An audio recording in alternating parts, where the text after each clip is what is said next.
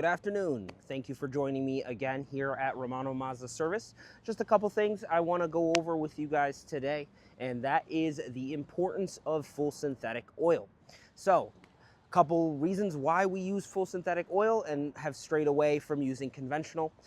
First one is that it doesn't break down in our crazy Syracuse climate.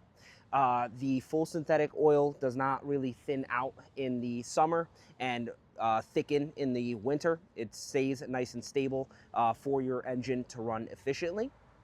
Another major reason is that it doesn't really leave deposits behind inside your engine. It goes ahead and it flows nice and cleanly, whereas conventional will leave carbon deposits inside your engine that would cause problems later down the line. And the last major benefit to using full synthetic oil is to help increase your fuel economy. It has less friction than conventional oil, so it flows nice and clean through your motor to ensure that you get those couple extra miles per gallon, which we all know is very important. But yeah, those are just some tips as to why we use full synthetic oil instead of conventional.